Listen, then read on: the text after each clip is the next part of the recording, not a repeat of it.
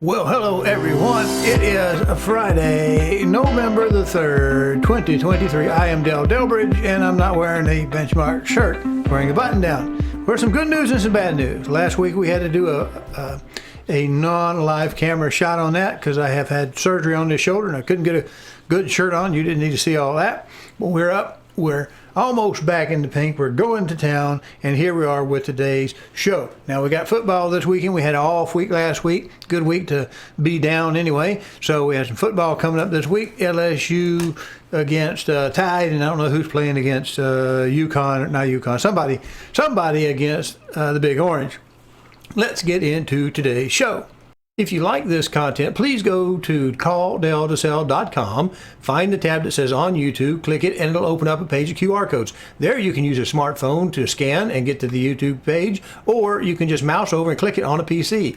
There you'll be able to subscribe to this little button over here and click the notification bell so that YouTube will notify you when each Friday's blog has been uploaded. Thank you.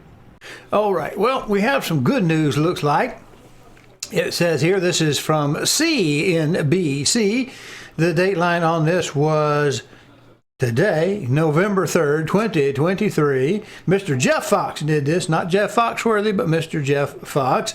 Says, bad news for the economy is good news for the stock market, ...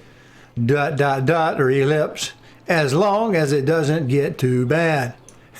Well, that's an interesting headline. Key points, I think that's about all we'll go into. It says stocks rallied after the Labor Department said non-farm payrolls rose by 150,000 in October, 20,000 fewer than expected. Slow control growth is something the markets and the Fed are seeking at current climate. Negative growth is not. Well, as I've explained many times, the cure for inflation is recession, and the recession is negative growth. So at least at this point, we finally started to see the labor market respond. Now we have to talk about a couple things in this next clip here. Let's go ahead and get that set up. All right, this is from the Federal Reserve Bank of Atlanta, GDP now. And we're going to come down to this little section right here. And it says this is for the fourth quarter. Now, how many people remember Obama's cash for clunkers? If I remember right, what we did was we offered, it sounded like a great idea. We're going to take these old polluting automobiles and we're going to get some federal money that we printed off the printing press because it caused inflation, and it did. And we're going to take that money and we're going to use it as incentive for people to get rid of their old cars, maybe their old paid for cars, and buy new ones. And they did a good job of that. But what happened was, as I recall, it didn't really lead to any more auto sales than would have normally taken place. All it did was bring the ones in the later part of the period up to the cash for clunkers period, and they just bought them all early. And what was worse than that is they scrapped those particular cars that were running, and obviously because one of the requirements would be roadworthy and running and on the road and being used. Those were good cars that were actually usable. They made them grind those up. So we lost used car inventory, and that also helped make it even more inflationary. So the question is, what do we get? Do we get now or get later? So it brings us to our screen here from the GDP now. What we're seeing right here, right about this 1 mark, you see where my little mouse is going, 1 mark, is saying that's sort of the baseline. We could be plus or minus, but where it says we expect to be is about 1.2. We've revised it down about half of where we were right up here. The fourth quarter is at 1.2% on November 1, down from 2.3%. That's almost cut in half in October. That was its prediction. And what had happened was, our third quarter came in twice what we expected it to be, and unfortunately that's kind of what I'm getting to. If we saw the third quarter double expectations, and now we see the fourth quarter going down to nearly nothing at 1.2%, it looks like and it is a revision prediction at that. It looks like, because we had so much in the third quarter, that we are shifting some fourth quarter results, expected results, into the third quarter. And that's why the third quarter was a boom, and that's going to help make the fourth quarter a little less. Sometimes that can be associated with, can be what? With literally people trying to outrun inflation. They're trying to get stuff bought and paid for before inflation gets there. At least that's my take on it. Let's bring up one more panel here, and I have to make my little face go away. All right, this first chart is on charge-off. That's default on credit card loans, all commercial banks. And this one is market probability of rate hike or cut. Let's look at this one. When I was talking to you about the cash for clunkers, where it shifted demand, it really didn't, to the best of my recollection, increase demand. It just shifted when we were going to have it, and then had the additional expected effect of inflation and getting rid of used cars that we could have used. We'll notice right here on this right-hand panel right here that we're right about 3.38% on credit card charge-off rate.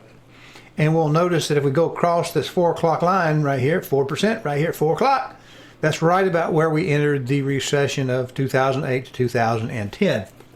And that was a bad one. You see, we had been above it, and we had been above it in this area, and actually it had gotten better. We weren't in recession, but we see that we are increasing, and that's a bad direction to be going with our charge-off rates.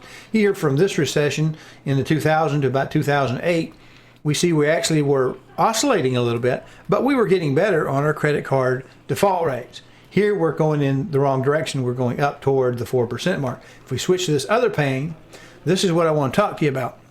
Because to be quite honest, today in the socials, I'm seeing lots of mortgage originator type people showing that we had a bond rally, and it looks like we're going to the good. It's responding positively, and they're going, oh, well, look, it's going back 30 days, weeks, 2 weeks, 30 days, a little bit better, whatever the period is. And it's looking good because Chairman Powell did not raise the rate again.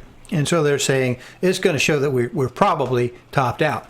I don't think that's true. I think what we've done was the bond market anticipating a October hike.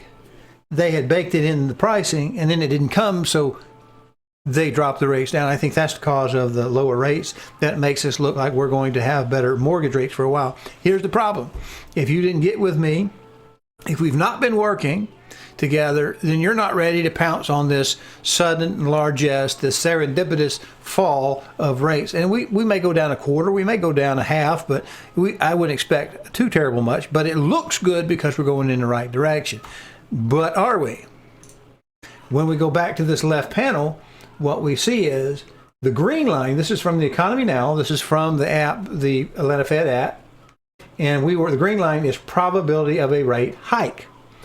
The blue is probability of a rate cut, quarter point or 25 basis points, 0.25%. And we see what we are. We're coming down off of this 50-50 shot as the chairman is baking in, and the Fed Bank sees the lower employment numbers. We're still positive. We're projecting larger growth. And so we see that we were going down in this direction. And we see the odds of a rate hike also went down. So we got a rate cut is going down next to zero, and a rate hike is decreasing. So if I can untangle my tongue when I tell you that, I know that says October 30th starting November that we're just entered into, because we're only third day into it. That takes us up to where we are now, okay? And what did we see? It sees pretty steady, low to no chance that they're going to get a rate decrease by a quarter point, according to the Atlanta Fed. But we are decreasing the likelihood that we're going to have another increase, although Chairman Powell hasn't ruled that out. So maybe the rates will come down, float down about a quarter point, kind of hang there for a little bit, if they can be sure that we're not going to get another increase because of inflation. Now, what do we got dealing with as far as inflation goes? Same thing we had before. We're still seeing the major indexes go up, right? They're still going up. PCE, CPI. Remember, the CPI was redefined in January to make it look like we're not increasing as much because it's comparing to 1 year instead of the 2 year thing, and it gets a higher already inflated year as the basis point for that basket of goods. So it looks better even if it's not. We have uncertainty in the energy futures. That stuff's going on. That should be putting pressure to go up. But in fact, we're seeing some gas prices go down. And I think in the face of uncertainty in the Middle East, when gas prices are going down, I think a lot of people who study that industry are anticipating lower demand. Couple that with suggesting that we're actually having a lower prediction there on GDP now for fourth quarter GDP. We're heading to a slowdown, it appears. So what is all this for? Is to tell you, gosh, I wish more people were listening to me when I give out this news, because that way we'd have been working together and we'd be like a coiled spring ready to pounce on this opportunity that we're seeing it trend down a little bit. Here's the bad point that nobody wants to talk about. The minute it ticks down a little bit, how many of you instantly say, oh, I'm going to wait a few more weeks just to see how far it goes down before I pull the trigger? And then, of course, you're going to be into Christmas and New Year's when nobody likes to really do a lot of moving in the cold, wintry months. And you'll push it off several more months because we weren't ready to go now. I'm not trying to bash you for it, but this is one of these things we need to get cocked, locked, and ready to roll. All right, let's look at one last thing here. This is my website, CallDelToSell.com. That's 2 L's in call and sell, 1 L in Del. We've pulled up right here this one that says MLS at a glance. This is the Middle Tennessee MLS that we're dialed into. And we're going to slide up here so we can get as much of these for 3 across, 3 down, 12. I don't know where 4 came from, but we got 12 of these, stack of 9. And I just want to show you, this is what it's saying it's doing right now. If you roll your mouse over, you see these are interactive. Okay, but what are they telling us? We look at the inventory, homes for sale, entire MLS, we see it's actually trending down. Okay, now our opportunities, the number I quote you, also includes the coming soon. These are already on the market, and we see that we're actually trimming down just a little bit. Dollar volume of closed sales, that's trending down a little bit. Median price per square foot looks like it's kind of leveled off here in the last couple months, and it's back pretty close to where it was in June of 2022. This is available to you. Just go log into my website. Month supply of homes. We're actually losing inventory. I saw somebody today saying, oh, our inventory is going up. Well, is it? It looks like it's going down according to the Real Tracks MLS I pulled this data from. And we see the prices have pretty well much gotten back up where they were. So we might trend off a little bit, but I don't expect a whole lot of change. So you see what we got going on. We're losing volume a little bit as we go into winter. We expect that to happen. And pretty well much, that's your MLS at a glance, available from CallDelToSell.com, my website. Hello, I'm Delbridge of Benchmark Realty, Murfreesboro, Tennessee. If you are currently unrepresented and would like to know how to compare up to 3 properties side by side and room by room, then go over to my new YouTube channel, Call Del to Sell. That's 1 L and Del, no spaces. Watch the demo on Real Scout, and then call me and we'll set up your exclusive ad-free account today. All right, let's get to our numbers. Last week, 10/27/23, we had 20,432 in the opportunities. That was up over the previous period. We had 3,450 in the under contracts still showing. That went down just a tad, but we remain at the integer level between those two numbers at 17%. This week, 11/3/23, we had 20,146. That's just off a few hundred on the opportunities, so inventory is shrinking a little bit. And we had 33,29 on the under contract still showing. That also shrank just a little bit. And the ratio, integer ratio, according to my calculation based on the Real Scout system, remains steady at 17%. So you need to get with me if we're planning on moving. We need to at least get you in the system, get us talking back and forth. I'll try not to hound you on anything, but look at what I'm saying. See if it makes sense. We desperately want things to go good. We're always trying to get them to go that way, and any sign of happiness, we really want to go overboard. I think just a little bit of a rate drip is going to be a little fluctuation. I think it'll go back up probably about half as much as it goes down. When we see the bottom, it'll go back up, probably halfway. And the Fed has not yet said it's not going to raise it yet again, which we got 2 more months that we can raise it up at. So see you next week. Appreciate you watching. Bye.